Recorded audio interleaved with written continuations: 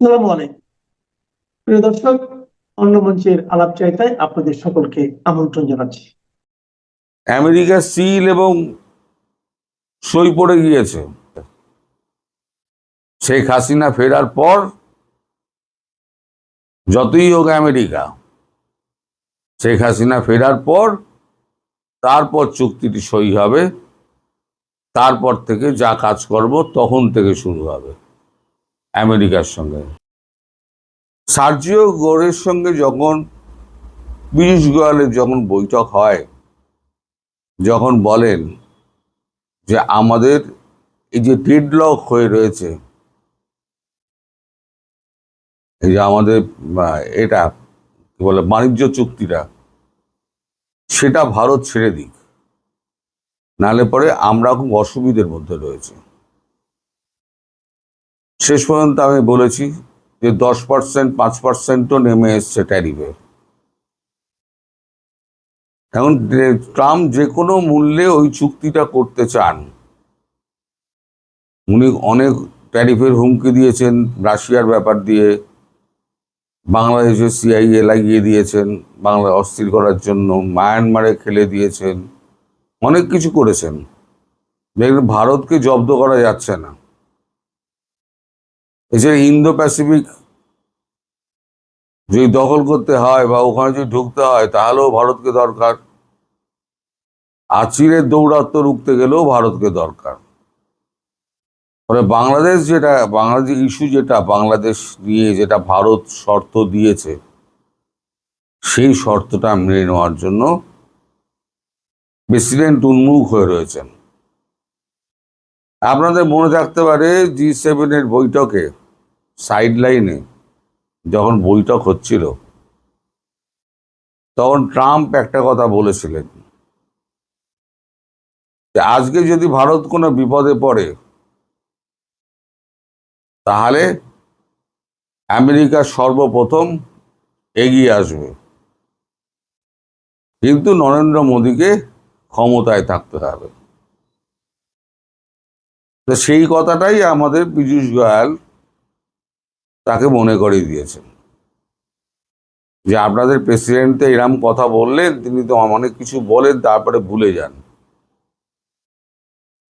তখন সার্জিও বলেছেন যে আমাদের প্রেসিডেন্ট যা বলেন তিনি অনেক ভেবেচিন্তে বলেন। উনি যখন বলেছেন ভেবেচিন্তেই বলেছেন। শোনা কথা, তখন আমাদের পীযূষ গোয়াল একটু মুচকি হেসেছেন। তাতে বোধহয় সার্জিও গোরের এইখানে ধাক্কা লেগেছে। উনি তখন বলছেন যে আপনার বিশ্বাস হচ্ছে না, ঠিক আছে আমি প্রেসিডেন্টের সঙ্গে কথা বলবো। আমি বলেছি না, যে কয়েকজন কূটনীতিবিদ, রাজনীতিবিদ যার সঙ্গে ট্রাম্পের সরাসরি সম্পর্ক রয়েছে সহযোগীদের, তাদের মধ্যে সার্জিও গোর একজন। তিনি সঙ্গে সঙ্গে ট্রাম্পকে ফোন করেন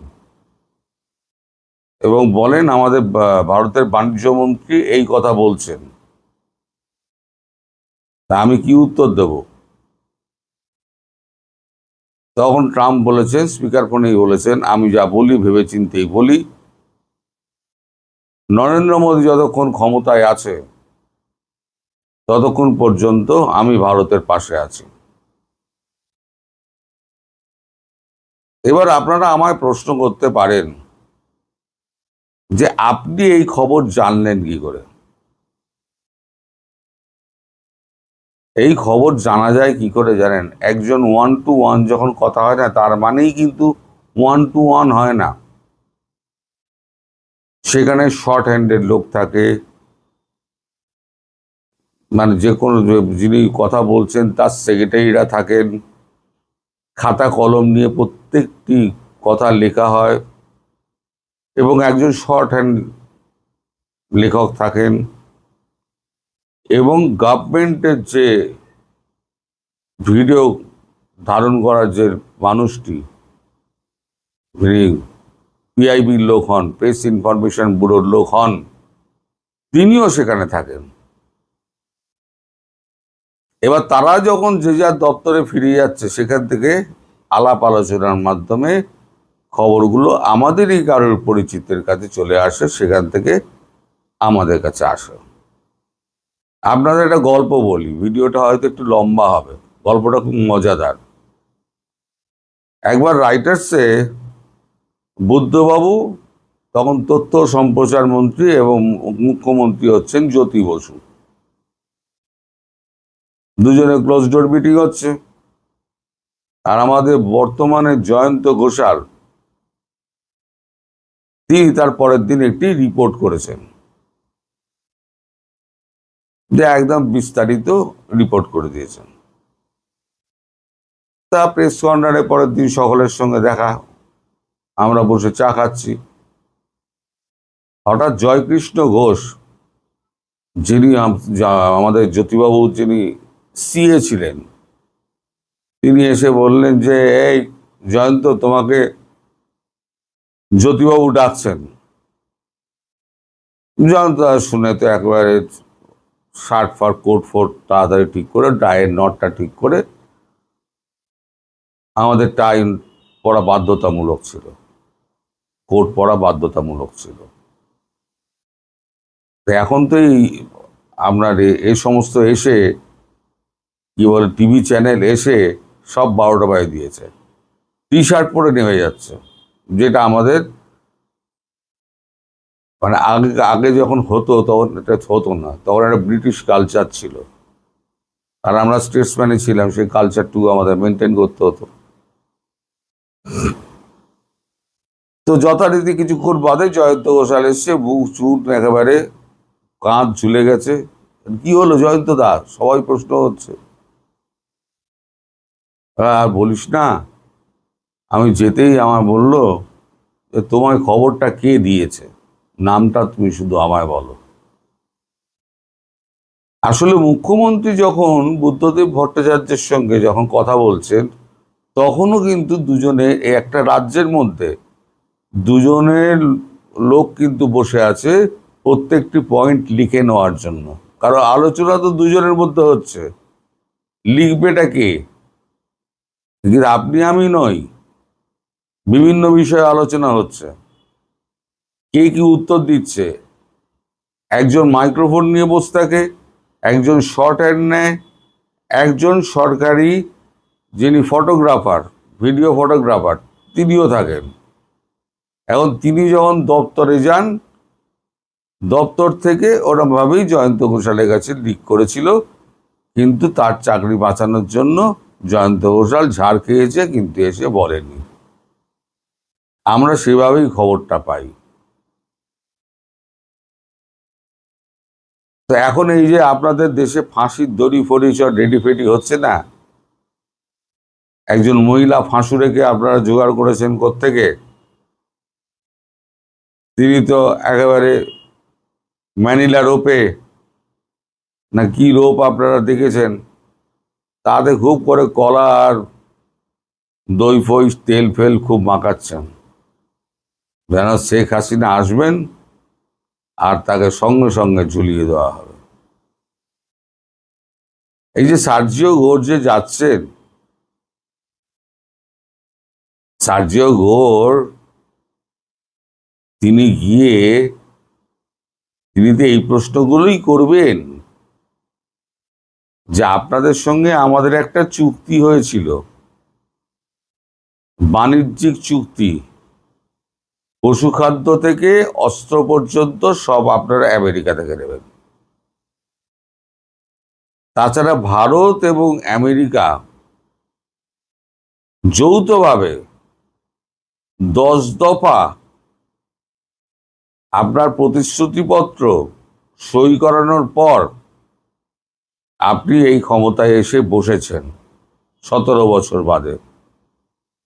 তাই সেই চুক্তিপত্র, প্রতিশ্রুতিপত্র, এবার আপনি বলুন আপনি চীনের সঙ্গে এইগুলো করলেন কি করে, কোন যুক্তিতে? এইসব প্রশ্ন উঠবে এবং শেখ হাসিনা প্রসঙ্গও উঠবে। সুতরাং এটা বলাই যেতে পারে যে শেখ হাসিনা প্রসঙ্গে ট্রাম্প মোদিকে গ্রিন কার্ড দিয়ে দিল। তিনি যে সময় ফিরুন না কেন তাকে সসম্মানে দেশে রাজনীতি করতে দেওয়া হবে। এইবার তিনি কি হিসেবে ঢুকবেন না হিসেবে ঢুকবেন সেটা পরের কথা। আপাতত সেপ্টেম্বর আসতে দিন, তাহলে বুঝতে পারবেন যে কি হতে চলেছে। এখন এই ভিডিওটার দুপুরবেলাতেই আমি করতে পারতাম। দুপুরবেলা শুধু আমি বিজনেসটুকু করেছি, আর একটা পার্ট আমি ধরে রেখে দিয়েছি সন্ধ্যেবেলার ভিডিওর জন্য। সবই যদি একসঙ্গে বলে দিই আপনারা দেখবেন তো অ্যাভারেজ ভিউজ টাইম 7 থেকে 8 থেকে 9 হয় অ্যাভারেজ ভিউজ টাইম। আপনারা পুরো ভিডিও কেউ দেখেন না, অথচ আপনারা ওই ভিডিওর মধ্যেই যা বলা আছে সেটাই আবার জিজ্ঞেস করেন আমাকে। দয়া করে ভিডিওটা দেখলে পুরোটা দেখবেন, নইলে স্কিপ করে যাবেন।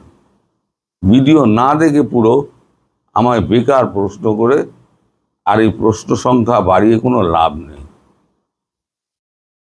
সুতরাং যে যতই লাফাক, যতই চিৎকার করুক,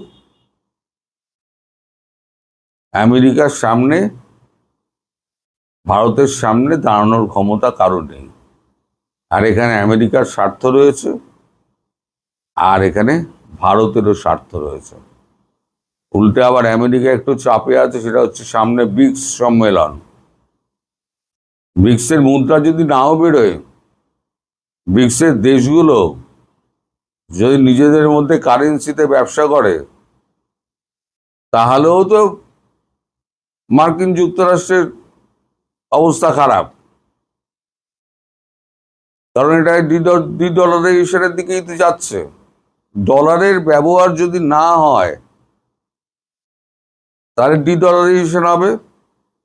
আর আগের ভিডিওতে আমি ব্যাখ্যা করেছি যে আমেরিকার কি অবস্থা, খাদ্যপণ্যের কি অবস্থা।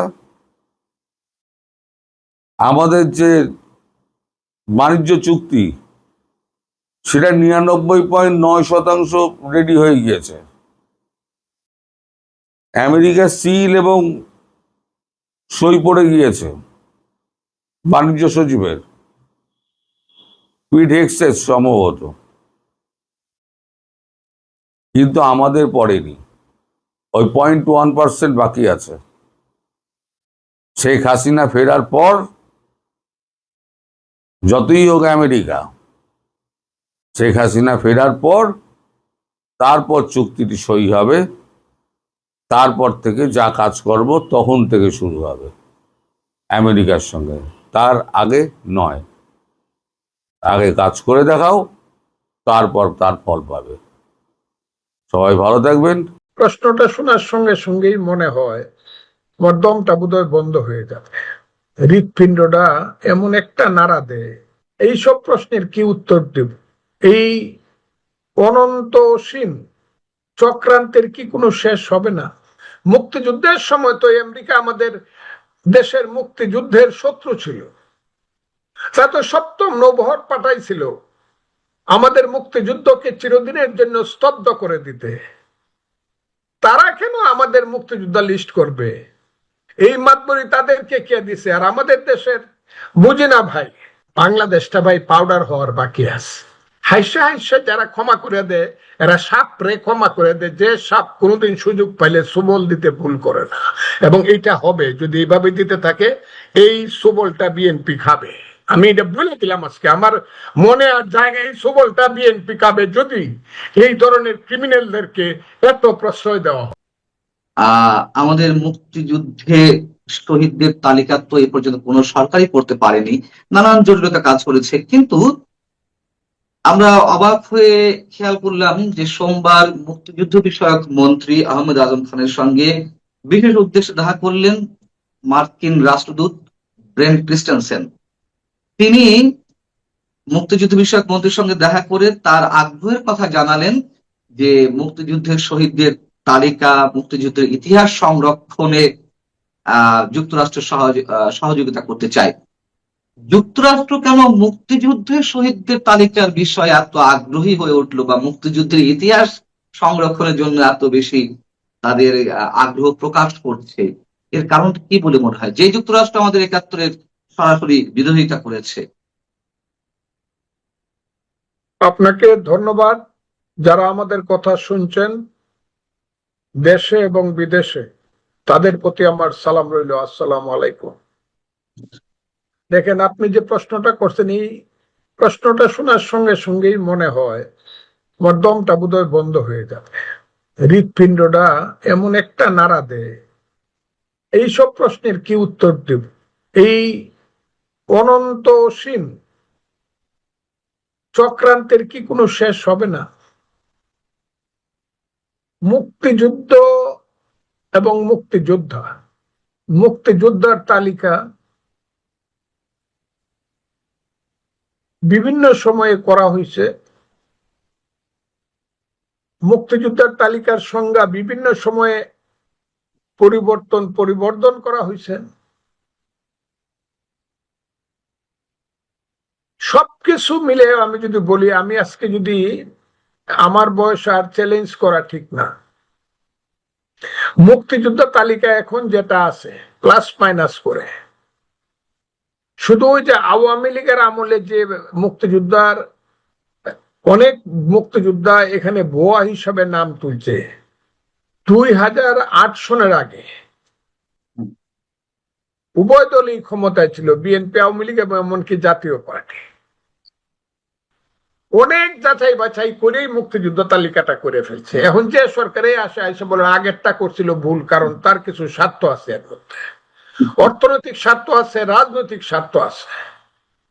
এই স্বার্থের কারণে প্রত্যেক সময় মুক্তিযোদ্ধার তালিকাটা নিয়ে একটা প্রশ্ন তুলে। যদি নির্দিষ্টভাবে কোনো মুক্তিযোদ্ধা ভুলভাবে কোন লোক মুক্তিযোদ্ধা হিসাবে ভুলভাবে তালিকায় উঠে থাকে, তাদের সম্পর্কে এটা মানে তদন্ত করে দেখা যেতে পারে। কিন্তু একদম মুক্তিযুদ্ধের সমস্ত তালিকা ভুল, এখন আবার কই থেকে আইছে নাপিতের পুত নন্দীরা মুক্তিযুদ্ধরে ঠিক করে দিব, তার তালিকা ঠিক করে দিব, আমি এটাকে আমাদের জন্য অপমান মনে করি। এবং আমেরিকা আমাদের তালিকা করে দিবে কেন? তারা তো আমাদের আজকে যাই হোক, মুক্তিযুদ্ধের সময় তো আমেরিকা আমাদের দেশের মুক্তিযুদ্ধের শত্রু ছিল। তা তো সপ্তম নৌবহর পাঠাইছিল আমাদের মুক্তিযুদ্ধকে চিরদিনের জন্য স্তব্ধ করে দিতে। তারা কেন আমাদের মুক্তিযোদ্ধা লিস্ট করবে? এই মাতবরি তাদেরকে কে দিছে? আর আমাদের দেশের বুঝি না ভাই। এখন তো সরকার, আমি যে কথাই বলবো সরকারি দলের মানুষ, আমি সরকারের বিরুদ্ধে বলতেছি না, এই জিনিসগুলো চিন্তা করা দরকার। আর সবচেয়ে বড় কথা হলো, যারা মুক্তিযোদ্ধা না এবং মুক্তিযুদ্ধ করার বয়স থাকতো, যারা মুক্তিযুদ্ধে যায় নাই এবং যারা রাজাকার আলবদর দালালের দলে ছিল, এরা সব সময় মুক্তিযুদ্ধ তালিকাটাকে বোঝে এটা তো একটা ভুয়া মুক্তিযুদ্ধ তালিকা। এই ষড়যন্ত্র যদি গভীরে গিয়ে মানুষ না দেখে, জানি আমি 100 বছর পরে এটা গভীরে গিয়ে দেখবে, কিন্তু খুব গভীর থেকে না ধরলে, প্রথম দিন from the very first day of 16 December, from 17 December 1971 মুক্তিযুদ্ধের বিরুদ্ধে আবার নতুন করে ষড়যন্ত্র শুরু হয়েছে, যেটা আমরা বুঝতে পারি নাই। ক্ষমতার দর্পে হোক, জ্ঞানের অভাবে হোক, অথবা পরস্পরের প্রতিযোগিতামূলক কারণে হোক, মুক্তিযুদ্ধের বিরুদ্ধে যে 71 সনের 17 ডিসেম্বরেই স্বাধীনতা বিরোধী শক্তি চক্রান্ত করছিল, আজকে 50 বছর পরে এটা প্রমাণিত এবং প্রতিষ্ঠিত হচ্ছে।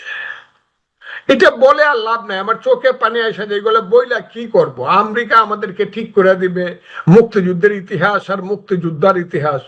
না, আমি এটা মানি না, আমি মানি না। এটা খুব বড় ধরনের ভুল হবে যদি সরকার এটাকে গ্রহণ করে, খুব বড় ধরনের ভুল হবে।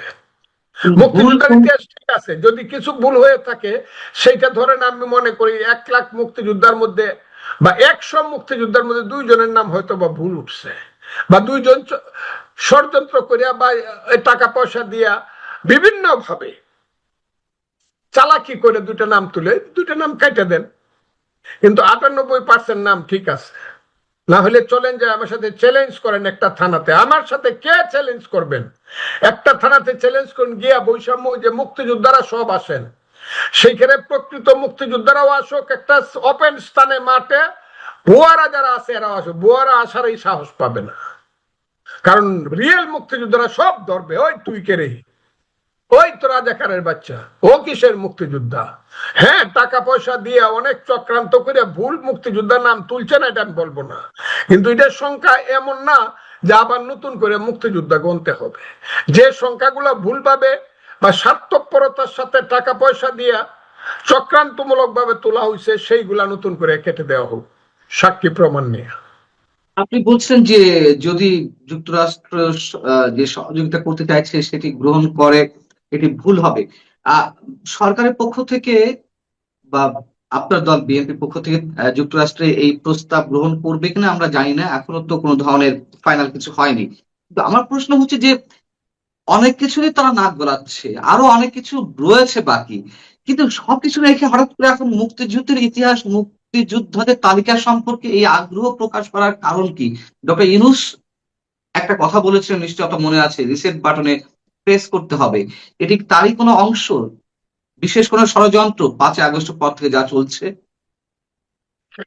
একটা কথা বলছেন যে আরো কিছু রয়েছে বাকি, এটা কিন্তু একটা গল্প। আমি আপনাকে এরকম ভাবে বলি যে একজন হাত দেখে গণক, যে কপালের লেখা দেখেও বলতে পারে, হাত দেখেও বলতে পারে যে তার কপালে কি লেখা আছে।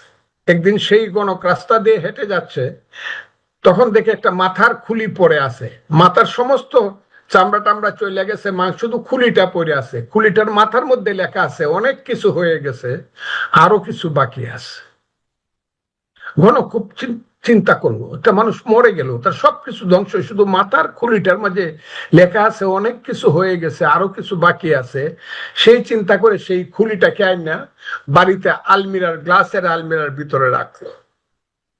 সে প্রত্যেক দিন সকালবেলায় দেখে লেখার কোনো পরিবর্তন হয়েছে কিনা। না, লেখার কোনো পরিবর্তন হলে লেখা আছে অনেক কিছু হয়ে গেছে, আরো কিছু বাকি আছে।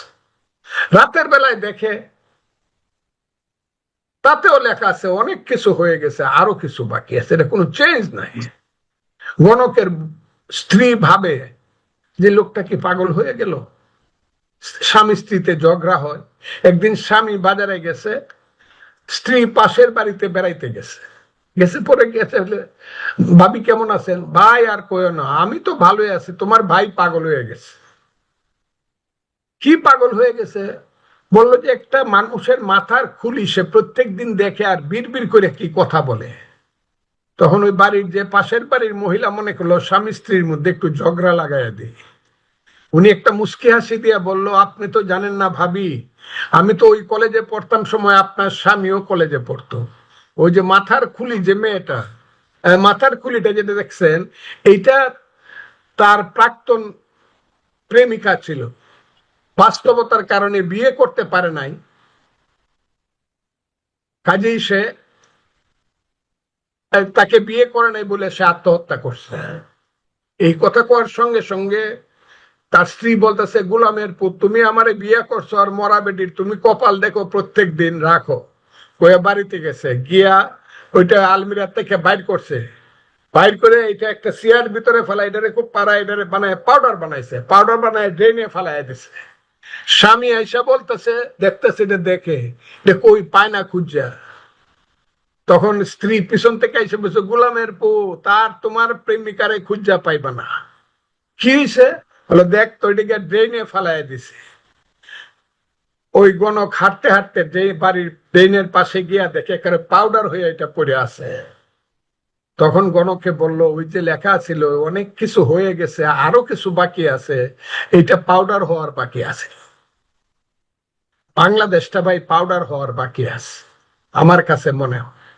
না হলে এত চরিত্রহীন, এত লম্পট, এত চোর গুন্ডা, এত চিটা, 5টা সি যাদের নামে আছে এরা হইল দেশের নেতা, এখন বিরোধী দল করে। একটা সি হইল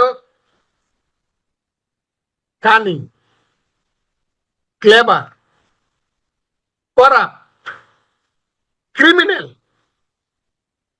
এবং আরেকটা সিট, 5টা সিটে ওইটা আমি বললাম না, চিটার। এই যে চিটারের দল, করাপ্টের দল, এইসব লোকেরা আজকে বাংলাদেশের সামনে এসে গেছে। রাষ্ট্র চালায় তারেক রহমান, বিএনপি, এটা ঠিক আছে, আমরা রাষ্ট্রের সরকার, কিন্তু বকলমে রাষ্ট্র চালাচ্ছে সেই সব ক্রিমিনাল ক্রাইমস এন্ড ক্রিমিনাল যে লোকেরা, যাদের পিছনে 71-এর শিল মারা আছে, কোনোদিন সেই শিল যাবে না। তুই আলবদর রাজাকারের বাচ্চা, এরা এখনো দেশ চালাচ্ছে, প্রশাসন এখনো তারা চালাচ্ছে, অর্থনীতি এখনো তারা কন্ট্রোল করছে। কাজেই দেশ ঠিক হচ্ছে না। তারা আজকে রাজশাহী ইউনিভার্সিটি দেখেন কি হচ্ছে, একটা ইউনিভার্সিটি এই হয়, প্রত্যেকটা ইউনিভার্সিটি মাদ্রাসা হয়ে গেছে। রাজাকারের বাচ্চারা সমস্ত বিশ্ববিদ্যালয়গুলো দখল করে নিছে। আর যতদিন পর্যন্ত ওই বিশ্ববিদ্যালয়গুলোতে রাজাকারের বাচ্চারা মাদ্রাসা বানায় রাখবে, ততদিন পর্যন্ত এই দেশের সাধারণ মানুষের জ্ঞান অর্জন করার কোনো জায়গা নাই। আমি তাই বলি যে দেশটার কপালে আরো দুঃখ আছে। এখানে আমেরিকা আসতে পারে। আজকের চুক্তি তারা করছে, যে চুক্তিটা করছে, এই চুক্তিটা কিন্তু আমি বহু আগে কইছিলাম যে বাঙালি জাতি বারে বারে বিদেশিদের দ্বারা আক্রান্ত হয়েছে, তাদের মায়েরা বোনেরা ইজ্জত হারাইছে। মিল সাহেবদের অত্যাচারে কেঁদে কেঁদে ছড়া বলছে, ছেলে ঘুমালো, পাড়া জুড়ালো, বর্গি এলো দেশে, ফুলবুলিতে ধান খেয়েছে, খাজনা দিব কিসে, ধান ফুরালো, পান ফুরালো, খাজনার উপায় কি, আর কটা দিন সবুর করো, রসুন বুনেছি। এই কথাগুলা বোধহয় ভবিষ্যতের আমাদের মায়েরা বোনেরা কেঁদে কেঁদে বলবে, যদি আমরা এখনো ঠিক না হই। এখনো যদি ঠিক না হই, আমাকে মানুষ ভোট দিছে, আমার দলকে মানুষ বিএনপি কে ভোট দিছে, নিশ্চিতভাবে সরকার আমরা চালাবো, তবে সমস্ত মানুষের সহযোগিতা আমরা নিব। এই ব্যাপারে আমরা দলমত করব না। এর অর্থ এই না যে বেত্তমিজ, বেতাসির, বেয়াদব, বেঈমান এদেরকে আমরা মাথার উপরে তুলে নাচবার সুযোগ দিব আর আমরা নো নো। দেশ চালাইতে হবে কঠিন ভাবে, দুষ্টের দমন, শিষ্টের পালন। এটাতে যদি না করি, সবাইকে দুষ্ট আমার ভাই, শিষ্ট আমার ভাই কইয়া হাসি আর হাততালি পাই, হবে না, দেশ চলবে না। এবং এখানে দুষ্টের দমন এবং শিষ্টের পালন যদি না হয়, আমার যেন মনে হচ্ছে না। কিছু ফাত্রা ছেলে পেলে, কিন্তু বেত্তমিজ ছেলে পেলে, এদেরকে আমি কি বলবো, এদেরকে আমি ভাদ্র মাসের কুত্তারে যেমন ইঞ্জেকশন দেয়, পাগলা কুত্তার ইঞ্জেকশন, এদেরকে ইঞ্জেকশন দেওয়া দরকার। এইসব ছেলে পেলে এরা যে ভাষা ব্যবহার করে, মুরব্বীদের প্রতি যে ধরনের অপমানজনক শব্দ ব্যবহার করে, এরা যে মায়ের ঘরে জন্মগ্রহণ করছে, সেই মাও সতী ছিল কিনা, এদের কথা শুনলে এটা প্রশ্ন জাগে।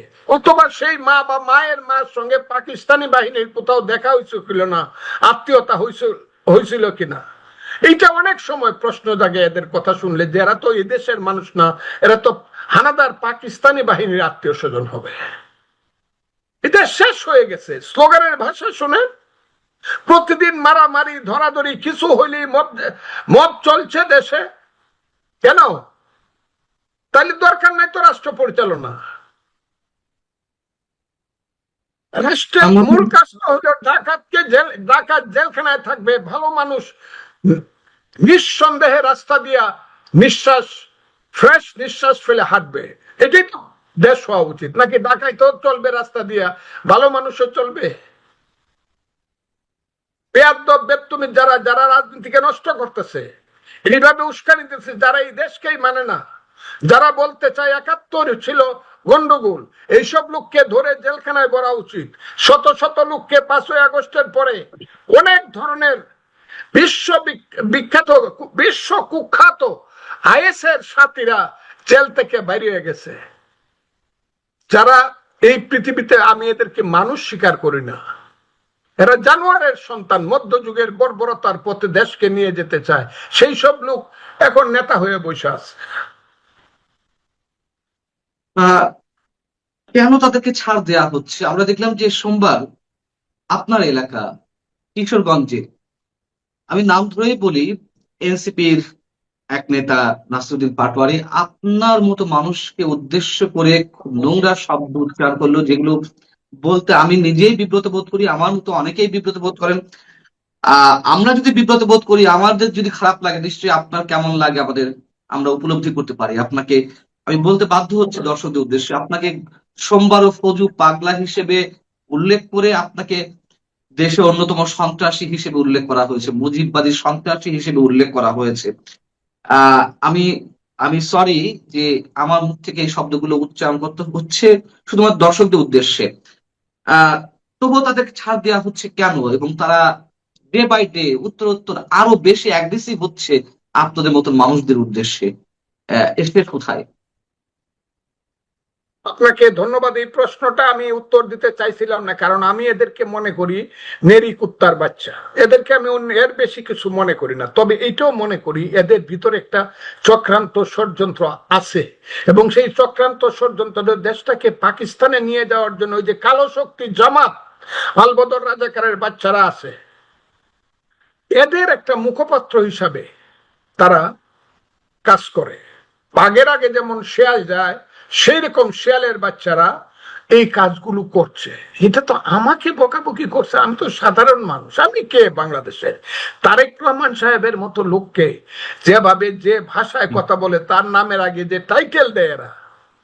কালকে আপনারা খালি আমারটা শুনছেন, এই কথাটা শুনেন নাই? তারেক রহমানকে হুঁশিয়ার করে বলছে, হ্যাঁ, মির্জা ফখরুল সাহেব সম্বন্ধেও আপত্তিকর শব্দ ইউজ করেছে এবং খুব বিশ্রী ভাষায় বকাবকি করছে।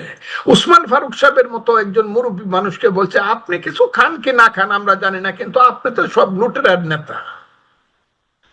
এরপরে আমি বলবো, আমাকে যে কথাগুলো বলছে এটা নিয়ে, কারণ আমি কিশোরগঞ্জের ফজলুর রহমান। আমি একদিন সবসময় প্রমাণ করতে হইতেছে আমাকে যে আমি কিশোরগঞ্জের ফজলুর রহমান।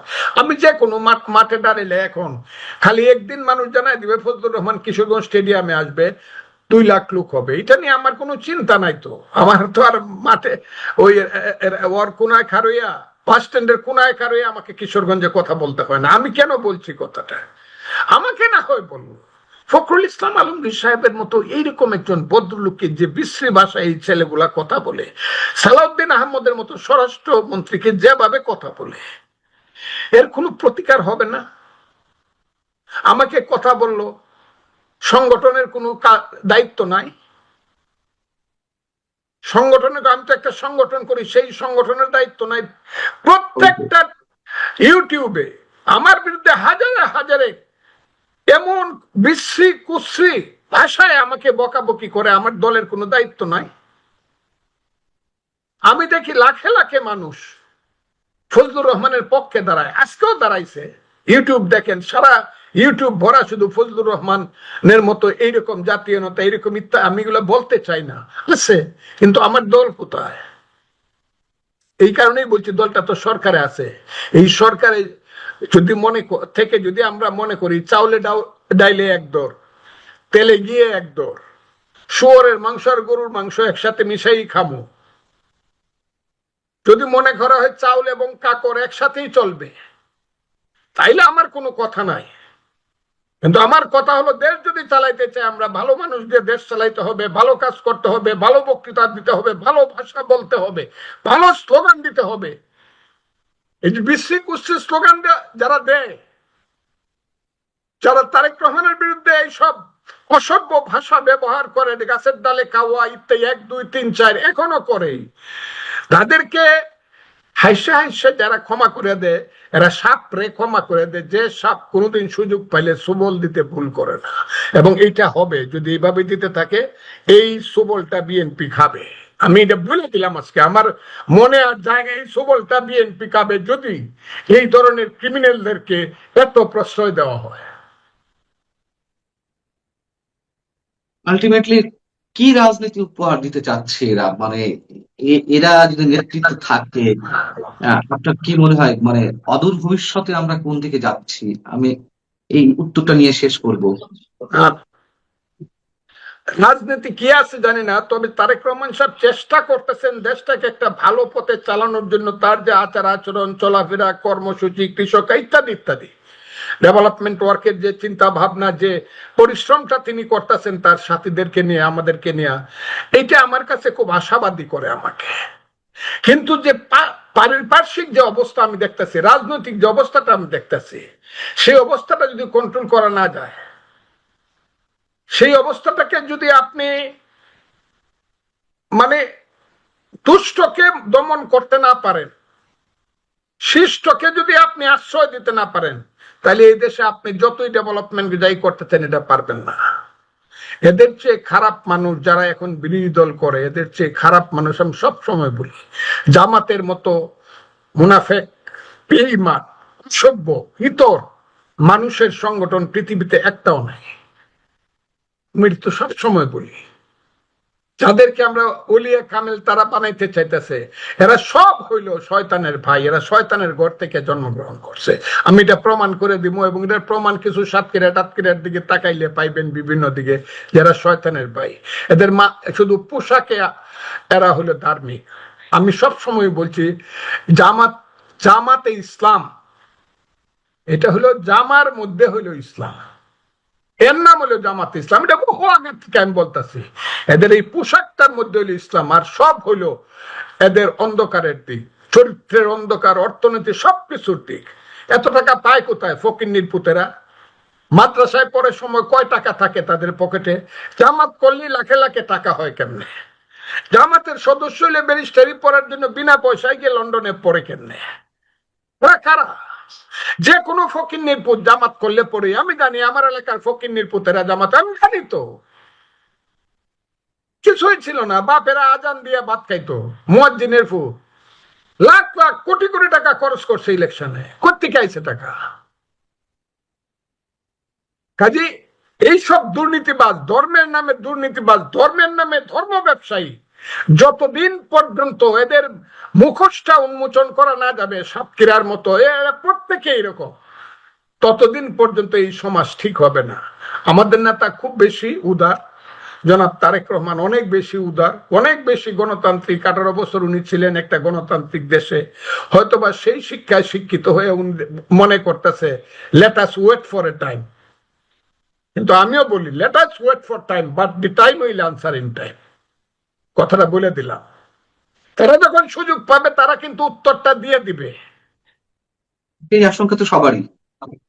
আপনি যে আশঙ্কা করছেন নিশ্চয়ই তার বাস্তব ভিত্তি রয়েছে, তারপরেও আমরা চাইবো এর বিপরীতে, আপনি যেটা আশা করছেন আশঙ্কার বিপরীতে যেন তাই হয়। এটা জুলাই মাস, গত বছর এবং তার আগের বছর, আমি 2024-এর জুলাইয়ের কথা ভাবি, 24-এর জুলাই কিন্তু এই সময়ে দেশে একটা অস্থির অবস্থা বিরাজ করছিল, এবং সেই অস্থিরতা এবং আন্দোলন, তার ফল আমরা পেয়েছি শেখ হাসিনা সরকারের পতনের মধ্য দিয়ে। শেখ হাসিনা সরকার চলে গিয়েছে, মানুষের মনে একটা আশা গড়ে উঠেছিল শেখ হাসিনা চলে যাওয়ার পর যে এবার বোধহয় আমরা একটা চেঞ্জ পাব। তরুণদের হাতে একটা এস্টাবলিশড গভর্নমেন্টের পতন, এবং তরুণদের নিয়ে আরেকটা সরকারের গঠন। কিন্তু সেখান থেকে আমরা পেলামটা কি?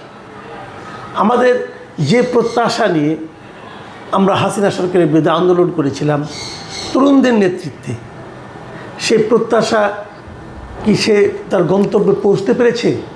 এই প্রশ্নটা কিন্তু মানুষ বারবার করেছে। ইউনূস সরকারে 18 মাস করেছে, এবং পরবর্তী সময়ে নির্বাচিত সরকার যখন আমরা পেলাম তার যে 5 মাসগুলো, সেখানে কিন্তু সেই একই প্রশ্ন বারবার এসেছে। তো অনেকে বলছে যে ইয়াংদের, মানে জেনজি যাদেরকে আমরা বলি, এই তরুণরা ভাঙতে পারে কিন্তু গড়তে পারে না। তরুণরা একটু দুঃসহ অবস্থার অবসান ঘটাতে পারে, কিন্তু একটা সুস্থির সময়কে, সুস্থির শাসনকে নিয়ে আসতে পারে না। এই যে একটা ধারণা মানুষের মনে, এই ধারণাটা কেন হয়েছে, এবং এই ধারণাটাকে আসলে মানে স্বাভাবিক ধারণা? জেনজি নিয়ে আপনি অনেকদিন ধরে কথা বলছিলেন আমার সঙ্গে, আমরা এটা আলাপ করছিলাম জেনজি প্রকৃতিটা কি, এরা আসলে কি চায়, কেন এদেরকে জেনজি বলা হচ্ছে। আমরা এর মধ্যে অন্যান্য দেশের উদাহরণ দেখলাম। তো এই সামগ্রিকভাবে আপনি আগে আমাদের দেশের ব্যাখ্যা দেন, অথবা আপনি যেভাবে সুবিধা মনে করেন, এই জেনজির আন্দোলন এবং জেনজির কর্মকাণ্ড এবং জেনজিকে ঘিরে সাধারণ মানুষের প্রত্যাশা, আপনি কীভাবে ব্যাখ্যা করবেন? Thank you. আমার মনে হয় জেনজি কি, এইটা একটু বললে তাহলে জিনিসটা ক্লিয়ার হয় আর কি, তাহলে বোঝা যাবে আর কি। দেখেন, জেনজি আমরা বলতেছি যে 1997 সাল থেকে 2012 সাল পর্যন্ত যারা জন্মেছে তারা হচ্ছে জেনজি, জেনারেশন জেড। তার মানে এখন যাদের বয়স সর্বোচ্চ 29 এক্স্যাক্টলি, আর আপার লিমিট হচ্ছে 29। তো এই জেনজিদের বৈশিষ্ট্য কি, গ্লোবালি যেটা ক্যারেক্টারাইজ করা হয়েছে জেনজির বৈশিষ্ট্য, সেটা হচ্ছে দে আর হাইলি ফোকাসড। 3টা বিষয়ের একটা ফোকাস হয় তারা। একটা হচ্ছে ডাইভার্সিটি, মানে তারা বৈচিত্র্য পিয়াসী। 2 নম্বর হচ্ছে ইকুইটি হচ্ছে ন্যায়পরায়ণতা, সাম্য। হ্যাঁ, আপনি দেখেন আমি কোন লেখা জেনে লিখছিলাম, মানুষ 30 বছর বয়স পর্যন্ত খুব অনেস্ট থাকে, এটা ইংরেজিতে বলে নাইভ, খুব সহজ সরল।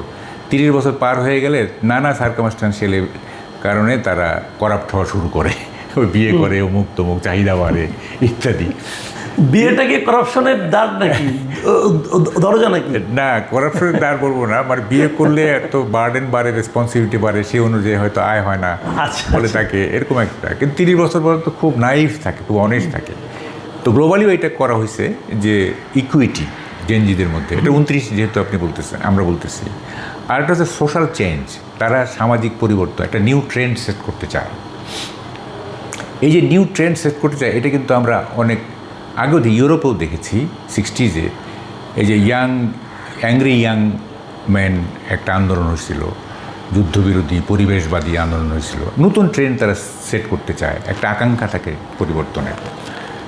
তো এটা হচ্ছে জেনজিদের ক্যারেক্টারাইজেশনের মানে মূল জায়গাগুলো। দেখেন আরও কিছু ব্যাপার আছে, এটা ভবিষ্যতের কথা চিন্তা করে বলতে হয়। জেনজির পরে কিন্তু আরেকটা জেনারেশন আসতেছে, সেটাকে আমরা বলতেছি জেনারেশন আলফা। জি, ঠিক আছে। জেনারেশন আলফাটা হচ্ছে 2010 থেকে 2024-এর মধ্যে যারা জন্মেছে, অর্থাৎ এটা আপার লিমিট হচ্ছে 16 বছর। ঠিক আছে। এই জেনারেশন আলফা, তাদের ক্যারেক্টারিস্টিক্সগুলো হবে, এখন তো 16 বছর মাত্র, হবে গ্লোবাল স্মার্টনেস, স্মার্ট টেকনোলজি এবং আর্টিফিশিয়াল ইন্টেলিজেন্স, এগুলির মধ্যেই তারা আপনার সীমাবদ্ধ হয়ে পড়বে। এরপর আরেকটা যে জেনারেশন আসবে, সেটাও এখন থেকে ফোর্সি করা হচ্ছে, সেটাকে বলা হচ্ছে জেনারেশন বিটা। আলফা, এটা তো গ্রিক ল্যাটিন অ্যালফাবেট থেকে আসছে, বিটা আলফা। এরা জন্মাবে 25 সাল থেকে 2039 সাল পর্যন্ত। আচ্ছা। এবং এইটা সবচেয়ে বেশি আপনার টেকনোলজিক্যালি খুব একটা ভয়াবহ রকম একটা জেনারেশন হবে তারা। এবং এই জেনারেশনে তারা শিফট হবে, একেবারে ডিপলি টেকনোলজিক্যাল শিফট হবে, একটা শিফটিং হবে সেখানে। এবং এটা এক্সপেক্ট করা হচ্ছে যে তারা গ্রো আপ হবে এআই এবং অটোমেশন দ্বারা, এবং এআই এবং অটোমেশন ফুললি ইন্টিগ্রেটেড হয়ে যাবে তাদের ডেইলি লাইফ এবং এডুকেশনও। ডেইলি লাইফ এবং তাদের এডুকেশনটা ফুললি অটোমেশন এবং এআই দ্বারা নিয়ন্ত্রিত হবে। তখন কিন্তু আর এসব কী বলে যে এগুলো পরে আসতেছি। তো এই যে আমরা একটা 3টা জেনারেশন আমরা ভাগ করলাম, জেনজি, জেনারেশন আলফা, জেনারেশন, কারণ আমাদের তো ভবিষ্যতে চিন্তা করতে হবে, তাই না? এই মুহূর্তে যদিও আমরা এই মুহূর্তে বসে আছি। এখন আপনি যে প্রশ্নটা করলেন, এই যে কেন মানে এই যে মানুষের মধ্যে যে ধারণাটা আছে, দেখেন এই যে আপনার শেখ হাসিনা রেজিমের পতন হলো না জেনজিদের নেতৃত্বে, এটা একটা প্রাথমিক বিজয়। ঠিক আছে। এই বিজয়টা যে তারা ক্যারি ফরওয়ার্ড করতে পারলো না, সেগুলোর কতগুলি সাবজেক্টিভ কারণ আছে, কতগুলি অবজেক্টিভ কারণ আছে। জি। একটা কারণ হচ্ছে, সেটা আমি এর আগেও বহুবার বলছি, সেটা হচ্ছে সাইমন বলিভারের সেই উক্তিটি, বিখ্যাত উক্তিটি, যে revolution devours its own children, বিপ্লব তার নিজের সন্তানদের খেয়ে ফেলে। এবং এটা অনেক জায়গাতে দেখা গেছে পৃথিবী। বিপ্লব করার সময় যে ডেডিকেশন থাকে, বিপ্লব করার সময় যে মোটিভেশন থাকে, যে ইডিওলজিক্যাল একটা ব্যাপার থাকে, সেইটা বিপ্লব শেষ হয়ে গেলে সেটা থাকে না, তখন ওই বিপ্লব নিজেই এই বিপ্লবীদেরকে খেয়ে ফেলে। ঠিক আছে। এইটা আমরা 71-ও দেখছি। আপনি যদি স্বাধীনতা সংগ্রামকে একটা বিপ্লব ধরেন, তাইলে এই বিপ্লবের পরে যখন বঙ্গবন্ধু আর্মস জমা দিতে বললেন, তখন কিন্তু অধিকাংশ আর্মস জমা দেওয়া হয় নাই। এবং এই আর্মসগুলো দিয়ে নানা রকম অপকর্ম করা হয়েছে, এই ছিনতাই থেকে শুরু করে নানা রকম অপকর্ম হয়েছে। তাহলে দেখা যাচ্ছে যে স্বাধীনতা অর্জনের পরে যারা অংশ নিয়েছিল তাদের একটা অংশ, সব না, একটা অংশ তারা ডিরেল হয়ে গেল, তারা নানা রকম অপকর্ম। সো এটা আমাদের মানতে হবে যে revolution divorce is on children. 2 নম্বর কারণটা হচ্ছে, দেখেন, technology without liberal arts can be destructive. আপনি যদি শুধু টেকনোলজি নির্ভর, জেনজিরা তো টেকনোলজি নির্ভর একটা মানে জেনারেশন, টেকনোলজির সাথে যদি আপনি লিবারেল আর্টস যুক্ত করতে না পারেন, এই লিবারেল আর্টসের মধ্যে আছে ধরেন ইতিহাস, আপনার এই শিল্প, কলা, ফিলসফি, হ্যাঁ, এই জিনিসগুলো যদি টেকনোলজির সাথে যুক্ত না হয় তাইলে এইটা ডিস্ট্রাকটিভ হতে পারে। আচ্ছা। এই জন্যই বোধ করি আইনস্টাইনের মতো বড় টেকনোলজিস্ট তো আর পৃথিবীতে জন্মায় নাই, উনি কিন্তু হাতে একটা বেহালা রাখতেন। এটা সিম্বলিক যে দেখো শুধুমাত্র টেকনোলজি নির্ভর হলে হবে না, এই বেহালাটারও দরকার আছে। মানে উনি কি বেহালা বাজাতে পারতেন না?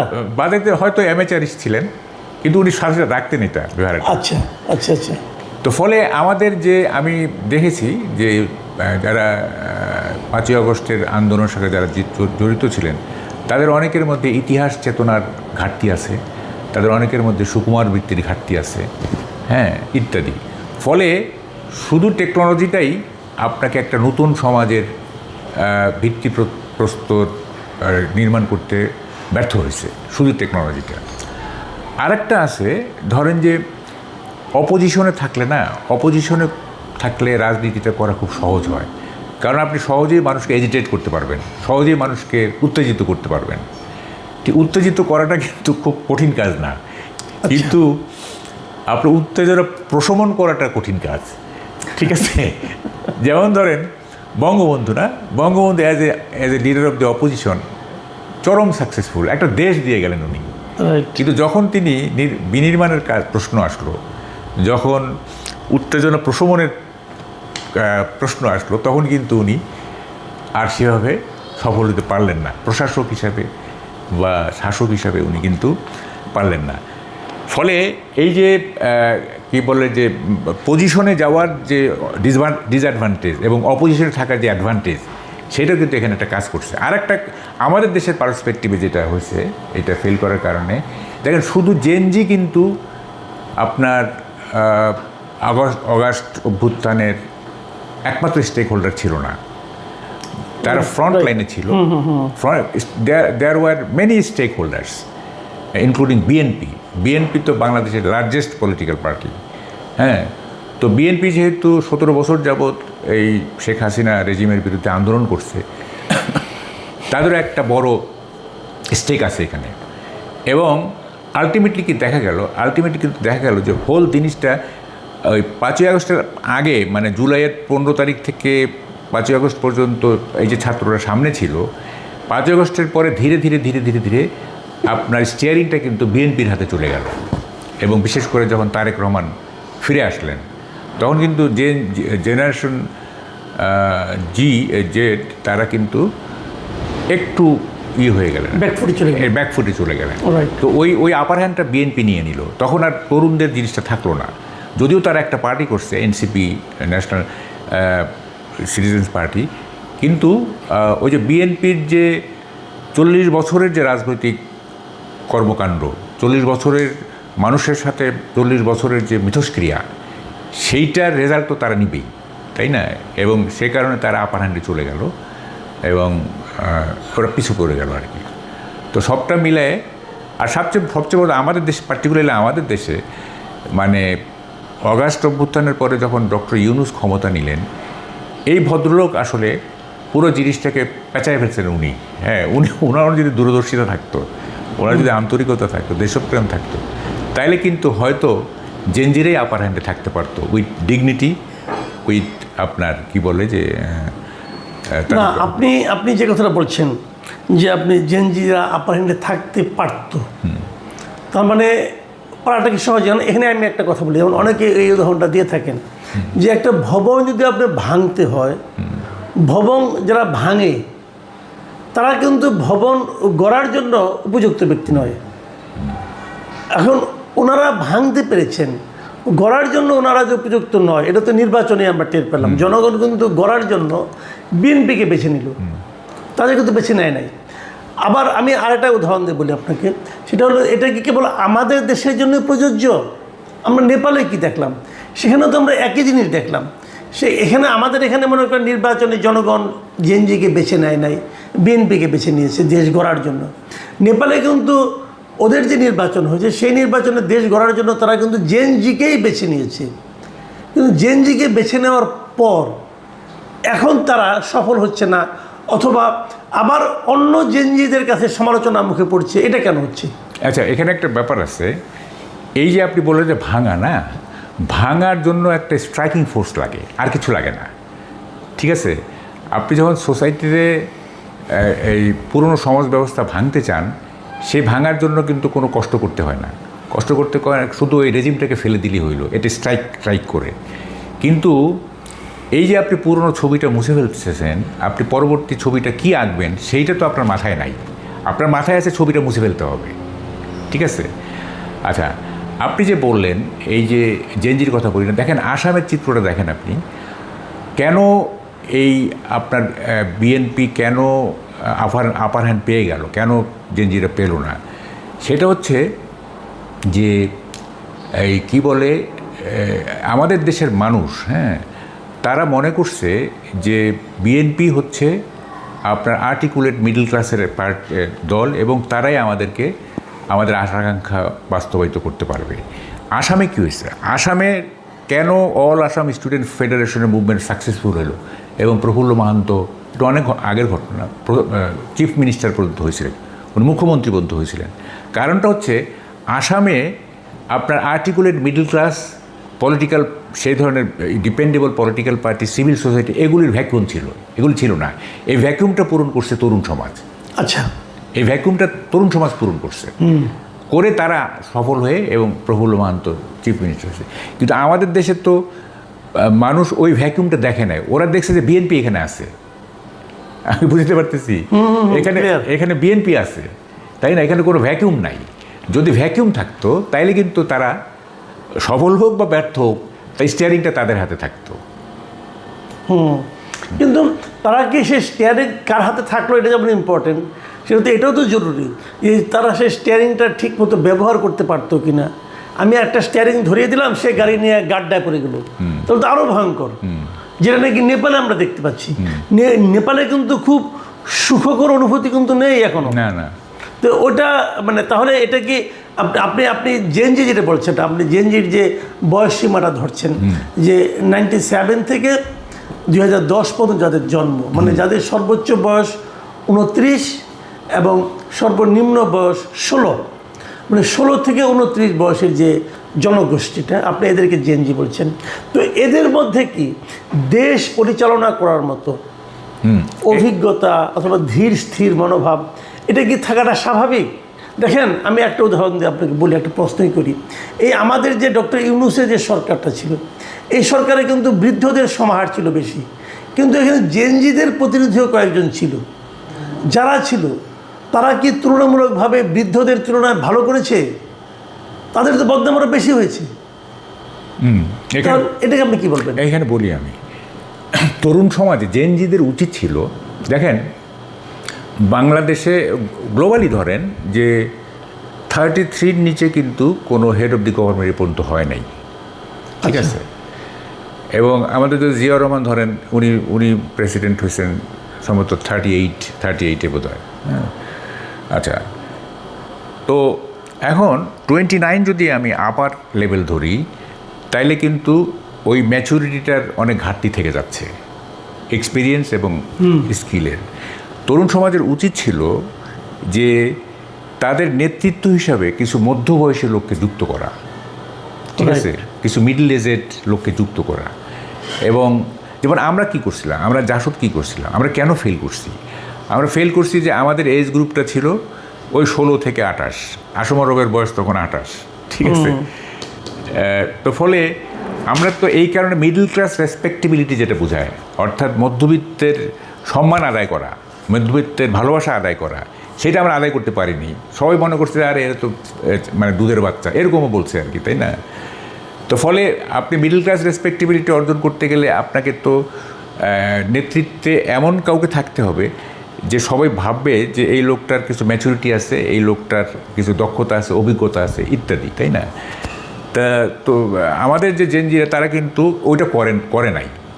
পরে অবশ্যই এনসিপি করার পরে বিভিন্ন জায়গায় কিছু না, এখনো তো এনসিপি যদি আপনি দেখেন, এনসিপির আপনার মানে যে সর্বোচ্চ যে নেতা, তার বয়সটা এখনো 40 হয়নি, তাই না? যে ওখানে 40-এর বয়সী 40 তার চেয়ে বেশি 40 হয়েছে পাওয়া যাবে বলে আমার কাছে মনে হচ্ছে না। 40 হয়েছে তার? না, হয়নি তো। না 40 হয় নাই। হয় না, আমি সেটাই বলছি যে তাহলে তাদের উপর মানুষ ভরসা রাখবে। সেটাই তো বলতেছি যে আপনার এইটা তো মানে 5ই আগস্টের পরে তো আর বিপ্লব থাকলো না, তাই না? বিপ্লবের সময় যেমন মুক্তিযুদ্ধে তো আপনার এজ লিমিট কী ছিল? ম্যাক্সিমাম ছিল আপনার 16 থেকে 25 বা 16 থেকে 25, তাই না? কারণ ওটা একটা যুদ্ধ। হ্যাঁ, যুদ্ধতে আপনার লাগে, শারীরিক শক্তি লাগে বা সব কিছু, মানে একটা কি বলে যে স্ট্রাইকিং ফোর্সের যে যতটুকু দরকার সেগুলো থাকে। কিন্তু যখন যুদ্ধটা শেষ হয়ে যায় তখন তো ওই 25 বছরের যারা যোদ্ধা, গেরিলা যোদ্ধা তারা তো আর ওই দেশটাকে পুনর্গঠন করার মতো যোগ্যতা তাদের নেই। তখন এসে ওই যে আওয়ামী লীগের পুরনো মানে বয়স্ক নেতৃত্বকে টেক ওভার করতে হয়েছে দেশ চালানোর জন্য, তাই না? মুক্তিযোদ্ধারা তো আর দেশ চালাতে পারে নাই বা তাদের পক্ষে সম্ভবও ছিল না এটা, তাই না? তো ফলে আপনাকে একটা এজ লিমিট তো থাকতে হবে দেশ পরিচালনার জন্য। যুদ্ধের জন্য এজ লিমিট ঠিক আছে, 18 ইজ দি বেস্ট, ঠিক আছে যুদ্ধের জন্য। কিন্তু যখন আপনি দেশ চালাবেন তখন আপনাকে certain amount of maturity, sagacity, দূরদর্শিতা এসব থাকতে হবে, তাই না? তো ফলে সেইটা তো ছিল না।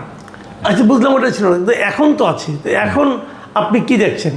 আমরা একটা বিশাল আন্দোলনের মাধ্যমে একটা মানে স্বৈরাচারী সরকার বলি, যাই বলি, আমাদের উপর চেপেছিল, তাদেরকে আমরা সরাতে সক্ষম হয়েছি। তারপরে 18 মাস আমাদের ভাবলাম একটা দুঃস্বপ্নের মধ্য দিয়ে গেল। কিন্তু এখন তো একটা গণতান্ত্রিক সরকার এসেছে, ম্যাচিউরড গভর্নমেন্ট, এর আগে একাধিকবার ক্ষমতায় থাকার অভিজ্ঞতা আছে, সরকার পরিচালনার অভিজ্ঞতা আছে। তো এরা যখন ক্ষমতায় এলো, এখন এদের কাছ থেকে আপনি কি পাচ্ছেন, কি দেখছেন?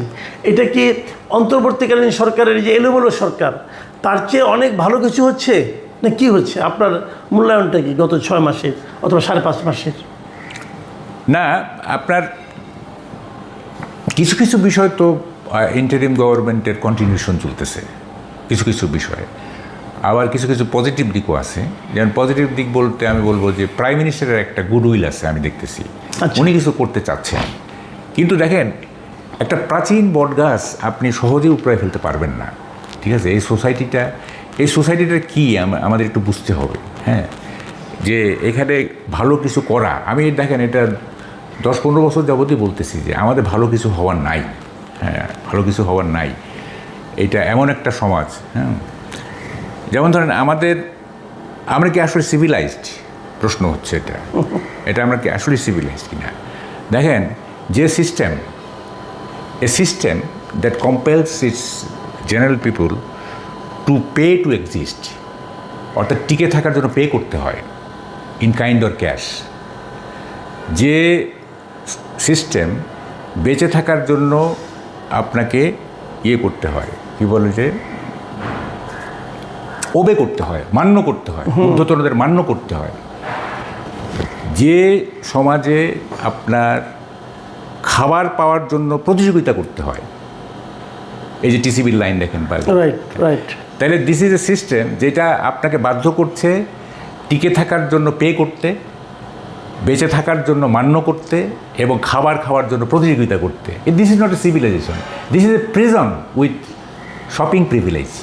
এটা একটা কারাগার, এখানে কেনাকাটার একটা সুযোগ আছে, ঠিক আছে? It's not a civilisation. So এই আনসিভিলাইজড একটা সোসাইটি যদি আপনি পুনর্গঠন করতে চান, এটা জায়গান্তিক টাস্ক। এটা মুখে বললে হবে না যে আমরা কথা বলি না, অ্যাজ ইফ যে আমরা কথা বললেই বোঝে সময়টা মানে সোসাইটিটা ভালো হয়ে যাবে। This is not so easy.